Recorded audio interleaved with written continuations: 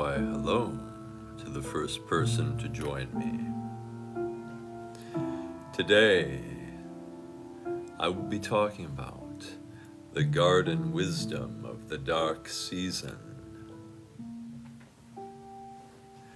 It's the time of year when the veil thins, and there are many metaphors of natural wisdom, of nature learning, to be found in the traditions of the dark season this coming month. So we'll kick off this spooky season on October 1st with a little permaculture lore for the season. I would say, how are you all doing tonight? Here it's even looking pretty spooky outside already on October 1st. Books available in Canada? Yes, they are. Thank you for asking. You should be able to get my books everywhere in the world at this point. A couple of them are people are working on putting into translations.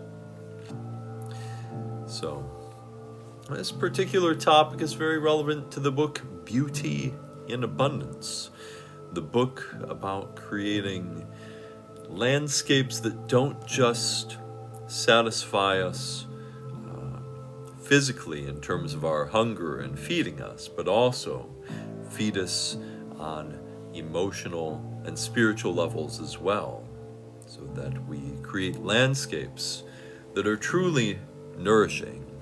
Because if we can really get this right, and we can create a vision of what a truly sustainable, beautiful way of life is for humanity, we won't have to twist people's arms to change the world. People will line up for the new world like it's the new iPhone. By the way, this is some beautiful art of Persephone behind me.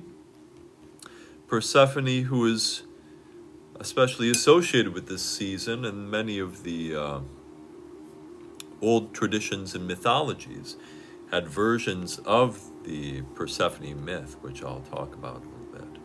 It's very interesting to me that this goddess of life and of harvest is also the queen of the underworld.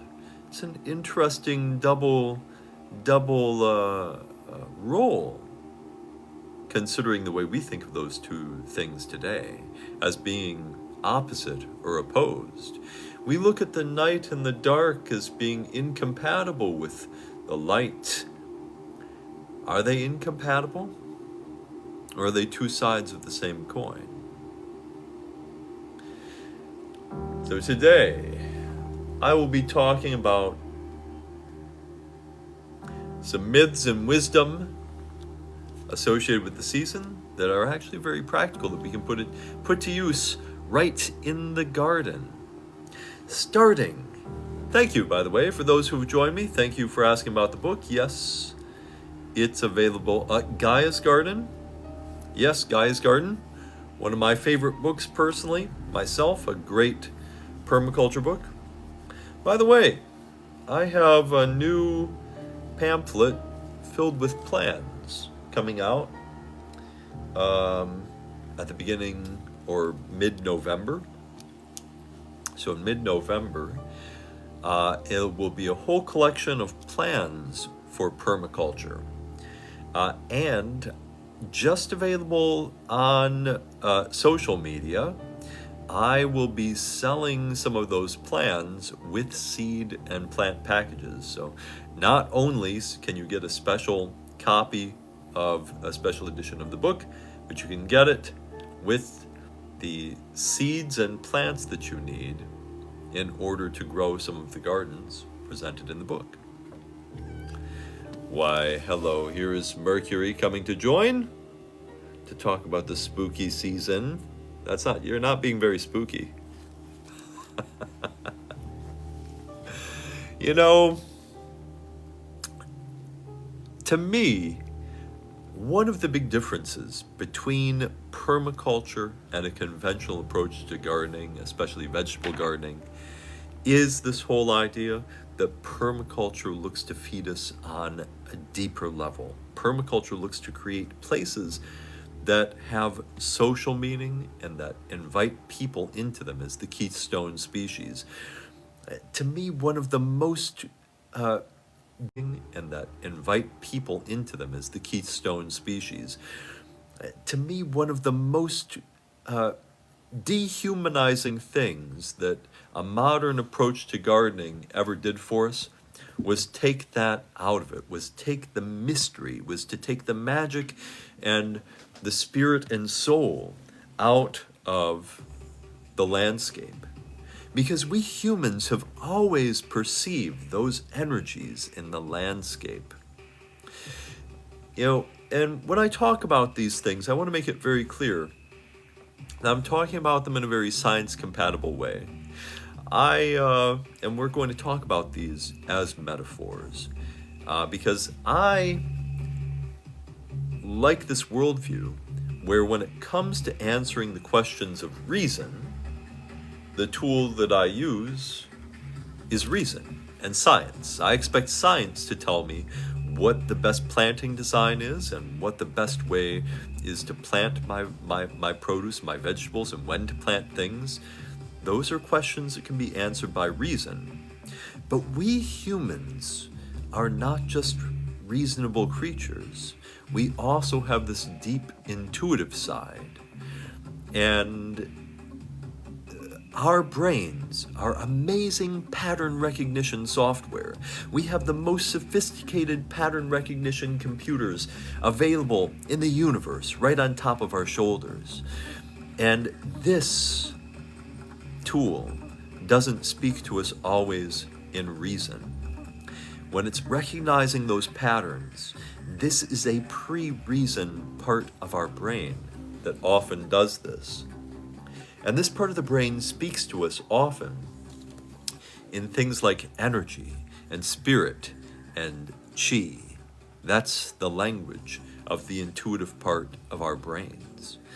And for example, I don't know if any of you have ever studied a martial art, or especially one like Tai Chi, something with an internal martial art to it that's about cultivating energy.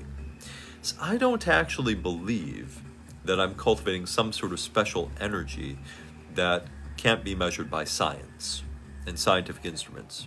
What I believe is that but I feel it. I feel that energy, just like I feel energy in the landscape and in the garden and in my compost pile. And my belief is that this is my brain communicating to me in a language that is pre-reason, the language of the intuitive part of our brain. And when I do a lot of Tai Chi and I feel like I'm really in touch with the motion and the movement of Chi and that energy, I can walk up to a heavy door at a bank or something, and by barely pushing that door, I'll feel like I'll barely touch it, and I can use my energy. And that door will fly open because I've opened it with my energy. I don't really believe that I opened the door with energy.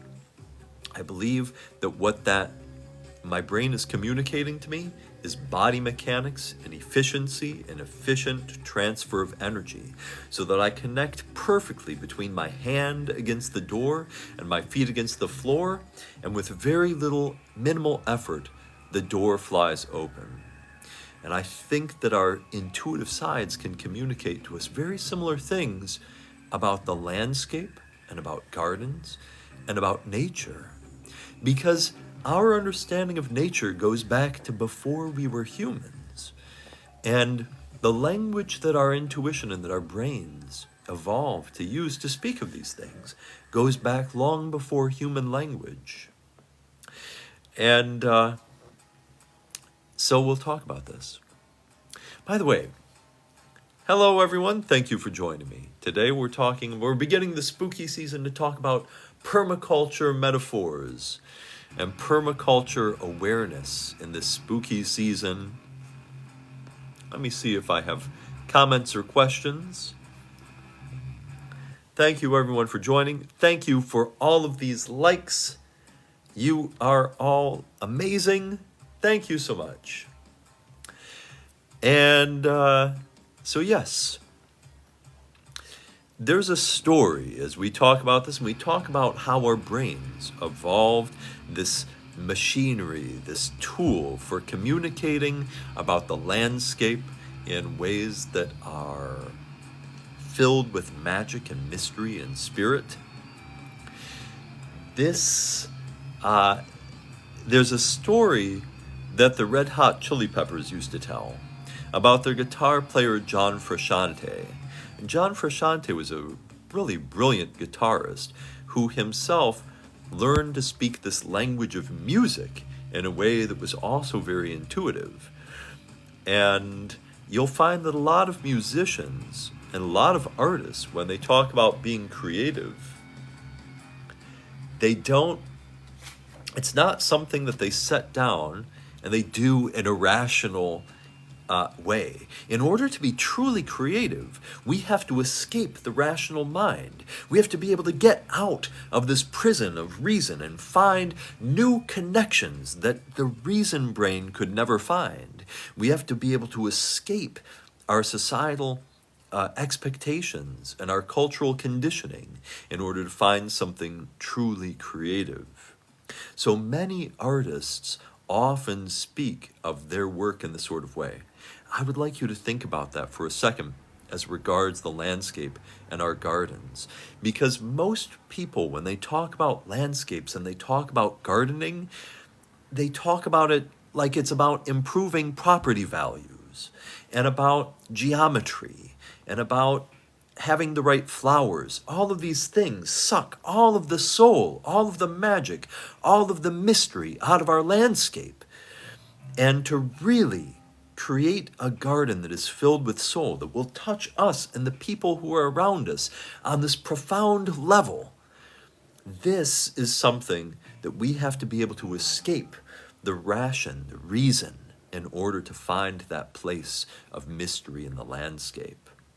Now, John Frusciante of the Red Hot Chili Peppers, you're disturbing my spooky vibe, cat. This is Marie Curie. Cats are kind of spooky. They're appropriate to the season.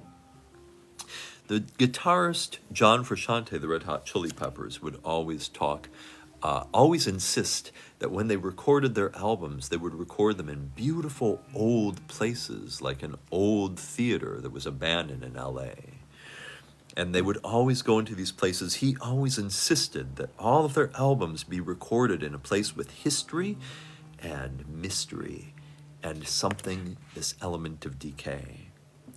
And he said that and when they would go and they would do interviews, interviewers would ask, why do you record in a place like this? Why would you record in this old movie theater instead of inside a recording studio? And he said, have you listened to our albums? Do you hear the ghosts on the albums?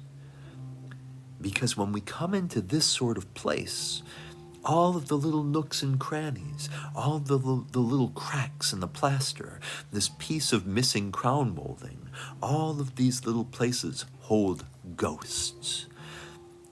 And if we record in a place like this, those can end up on the record. And if we don't, then how would we ever get the ghosts into our music? I think John Frusciante was finding some very interesting ways of thinking creatively and intuitively about the music they were making. Later on, since John was going through a period of drug addiction, the other Red Hot Chili Peppers would say, buddy, quiet down about the ghosts.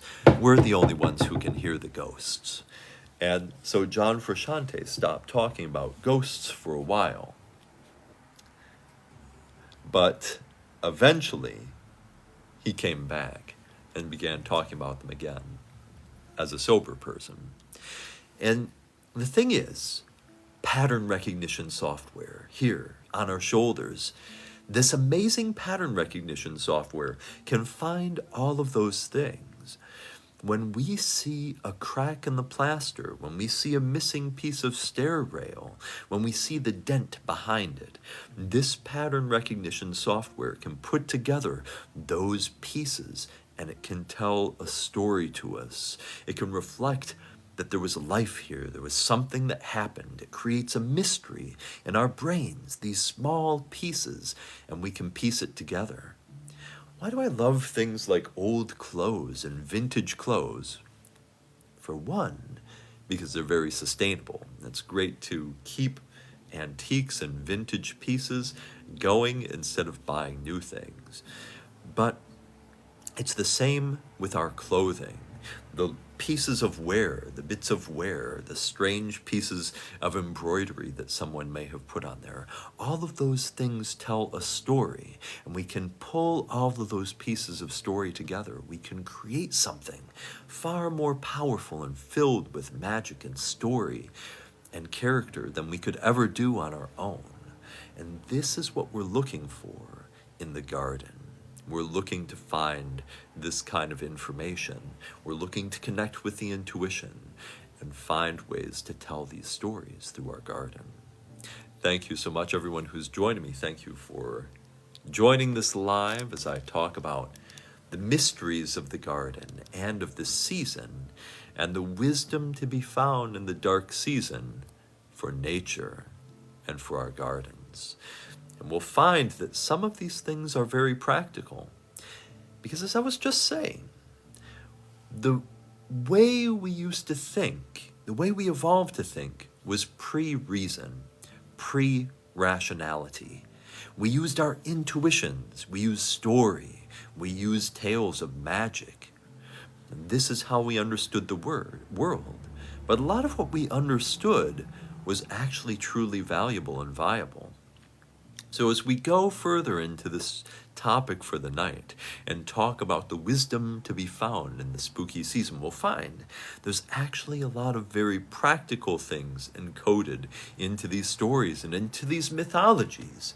Because in old societies, they didn't have books to write down. They didn't have ways of passing on the language. It was an oral tradition, and they had to encode so much information vital to the survival of their village, vital to the survival of their society, and to the thriving of their children.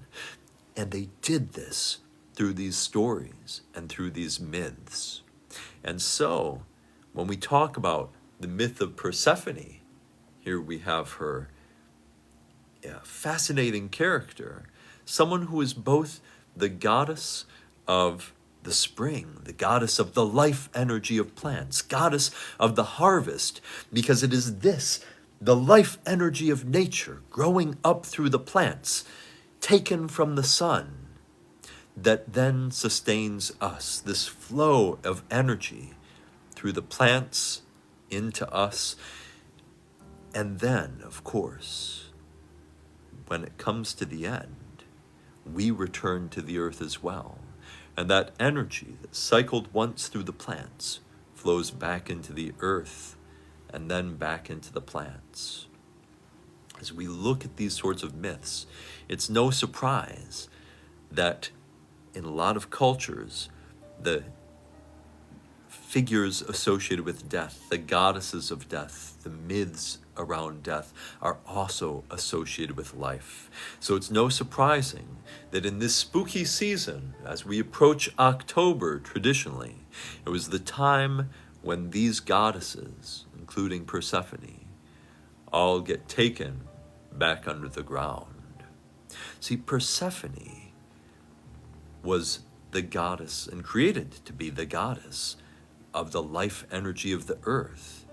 And back then, it was an eternal spring on earth.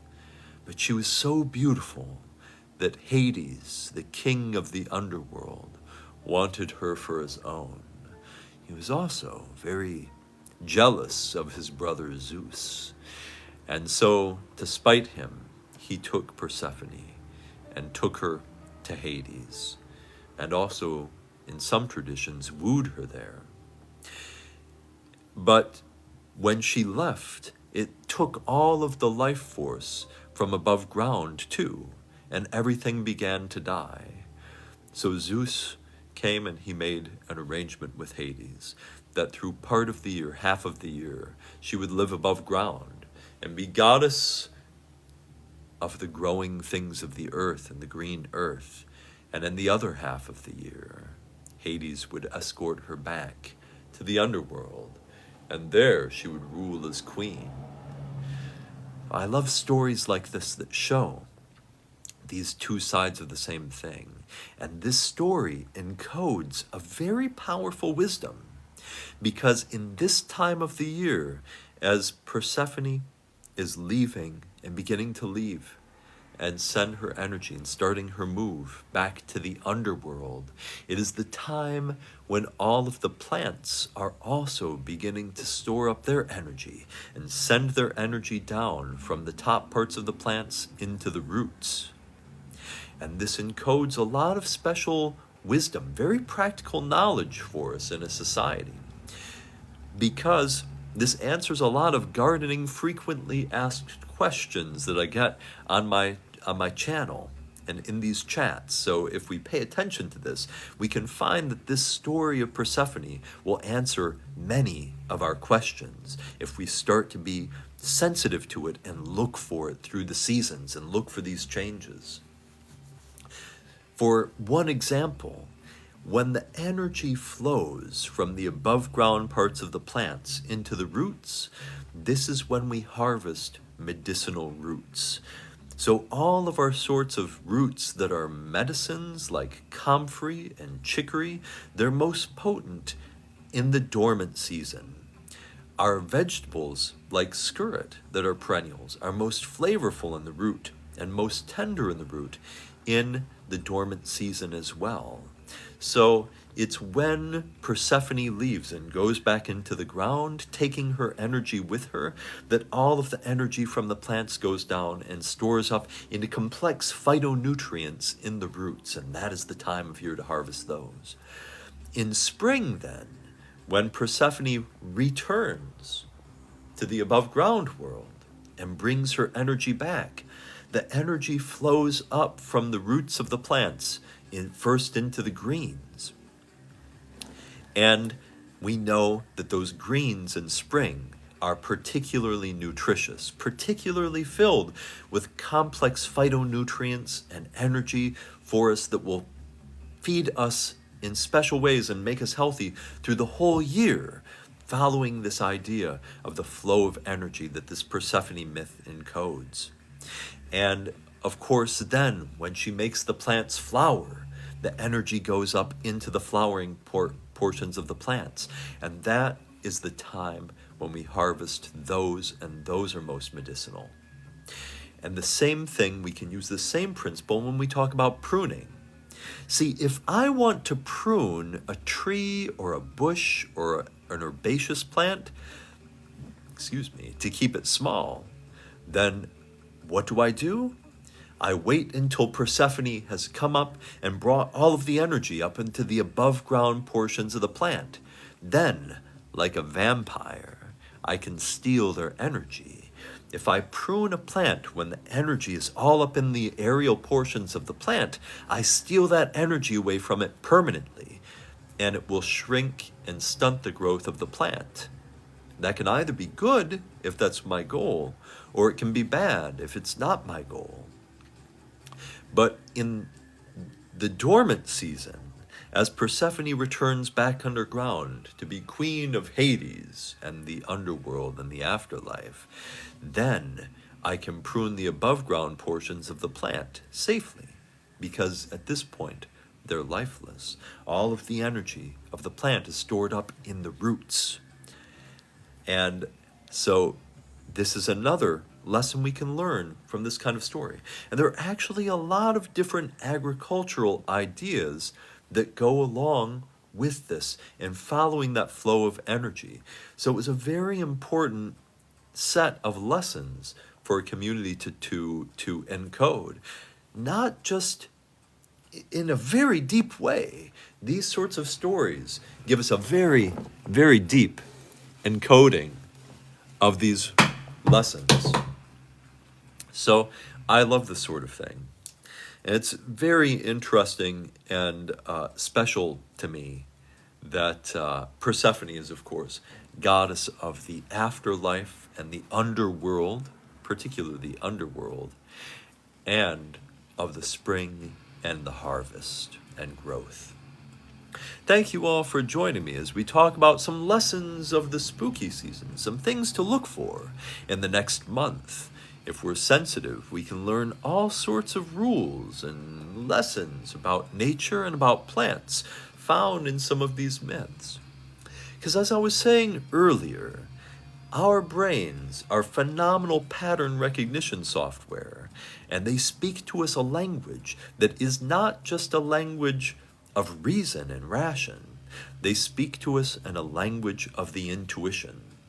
And if we want to create landscapes and gardens that truly fulfill us in a holistic way, then we need to use both. We need to use science and reason to answer the questions of science and reason. We need to use those tools to tell us when to plant, what spacings to use, things like this. But that kind of garden will never completely fulfill us if we don't also learn to speak this language of intuition, of energy, of spirits and ghosts. I just told the story of John Frusciante, who said they got the ghosts, the energy of ghosts into their records and into their music by recording in places that had lots of history and lots of story. And there's a long, long tradition of humans finding the same sort of energy, these same ghosts in the landscape.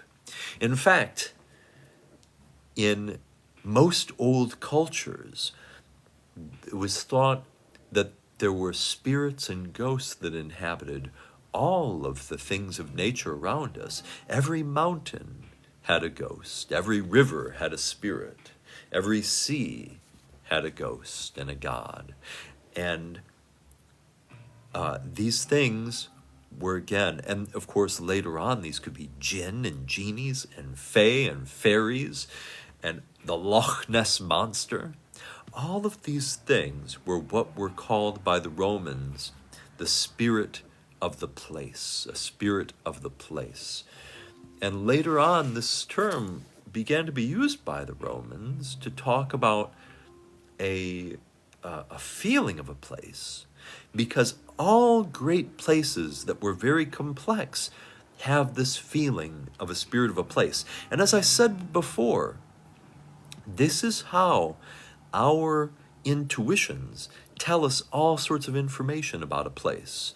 Imagine you go back 8,000 years ago to the early Neolithic migrations, and you were part of a tribe that was fleeing as the climates were changing at that time, as the ice age receded. And so it was a very unstable time, and there were a lot of migrations. Imagine that you were a part of a tribe, and you were moving through the landscape, searching for a new place to call home. But you lacked the tools that we have today to tell us what would be a fortuitous place. And what people relied on was, again, seeking the spirits of place, seeking the information of the intuitive mind. So they may come to one place, and perhaps on a very subtle level, they would feel that the ecosystem was barren, that it lacked diversity, that it lacked water, that it lacked protection. It might feel like a very wild place, a place that was unsafe. Perhaps there was something wrong with the water. Perhaps there was something poisonous there. Perhaps there was radiation there.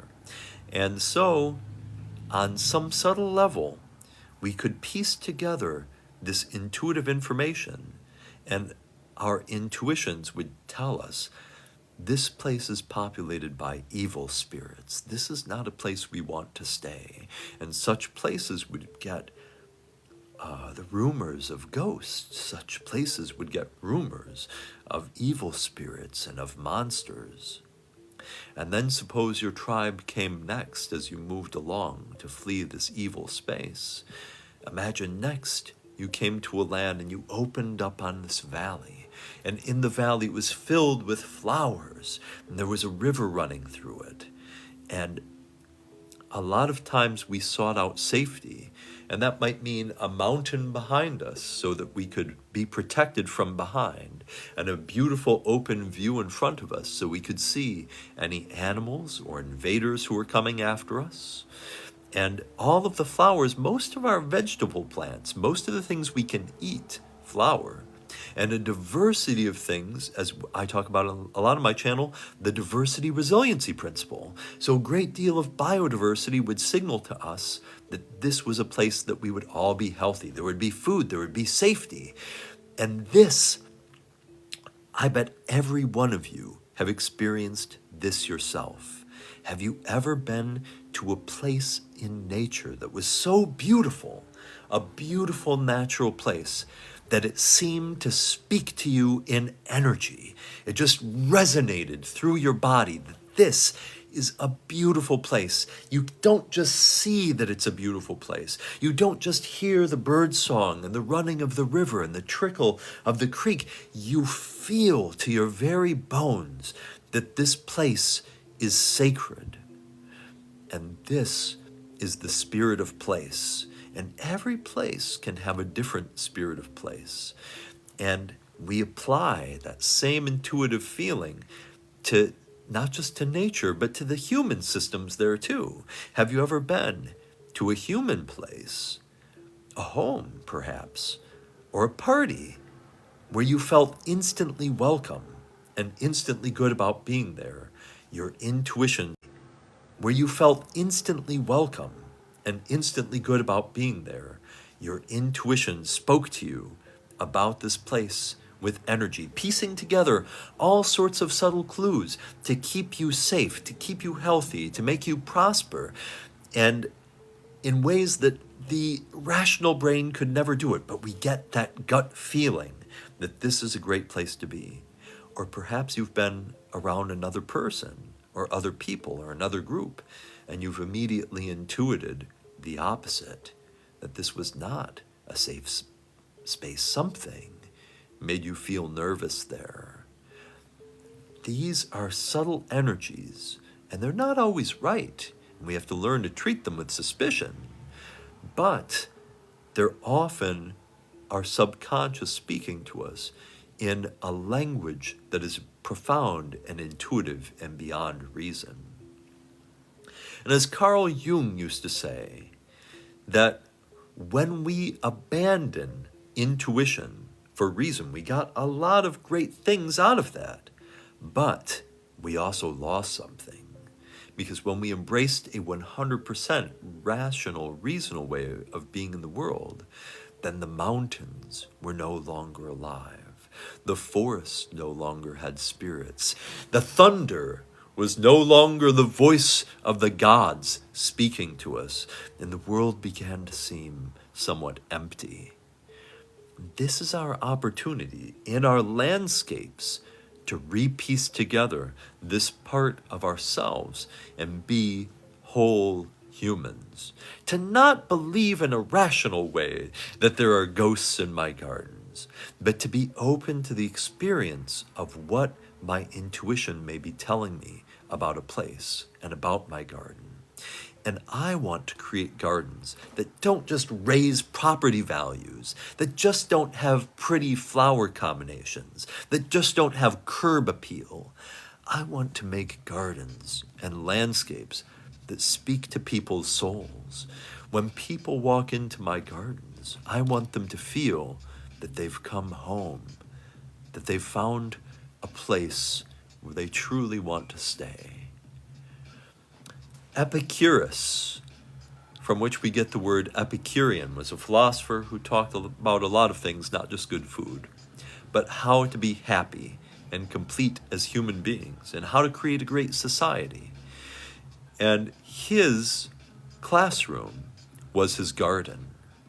And the sign at the front of Epicurus's garden said, "Welcome, friend." Rest here for a while, for here you will find true happiness. That's what I want people to find in their own gardens. That's what I want you to find in your own garden. And I hope I can help you create that. And to do that, we have to get a little bit spooky sometimes. So, yes, there are all sorts of beautiful, wonderful nature wisdom encoded in a lot of these traditions. Thank you all for joining me. It's starting to get a little dark here. I'm getting a little extra spooky. I'm going to see if there are any questions on here. That's what your garden is to you. It literally saved your life. I love that so much. Oh, the yard is spooky and wild and making the neighbors mad. Well, this is an interesting point. I really believe that we need to approach our neighbors and the people in our communities where they're at. A lot of us just want to make gardens and make places that are ecologically healthy. And that's great. But I think that's the other thing, is that we need to recognize the wisdom of where people are at. And when I make gardens, I try to make gardens that will appeal to people in that sort of way too. And I think it's like, yes, 100%. Our society lacks nature wisdom. We see nature and we do get scared. We see nature and we think of it as wild. We have terrible ideas in our society about wild and about nature, about it being the other, about it being scary. In our society, we're scared of everything. We want to spray poison on everything. And yet, so that's wrong. And we do need to get those people to reconnect with nature. We have to get people to stop thinking that nature is terrible and wanting to spray everything with poison, wanting to cover every inch of this world in concrete. That's a crime against this world. It's a crime against the galaxy. But we have to call them in, which means we have to meet them where they're at. So, as we create our gardens, as we create these spaces, they should be spiritual and energy filled for us. But we also need to find signposts and ways to call into the neighbors too. We were talking for a while about the spirit of place and about how the spirit of place is our intuitive understanding of the character and the overall qualitative understanding of the character and the overall qualities of a place. And we can even start to anthropomorphize those. I can look at my neighborhood, I can look at a good neighborhood, I can look at a great little block or a great farmstead or a great intentional community, and I can almost imagine what the spirit of that place would look like, what it would act like. Does it have a great sense of humor? Is it happy? Or is it dark and is it sad? Has its soul been removed? There are things that we can see and understand almost like this place was a friend and intuit what its personality is like, because this is the way we think about things. It's the way I have allowed myself to begin to think about these things. I don't take them seriously, I take them as metaphors. I understand that this is my brain speaking to me about patterns in the way my complex computer brain can understand them and communicate these things to me. Just the same way as when I do Tai Chi, my body understands that energy flow and communicates my body dynamics and things about my muscles and things about my posture by feeling the flow of energy. It's the same sort of idea. So when we look to create that spirit of the place, and we look to make a garden that truly has spirit of the place, think about that. Our neighbors have to be a part of it.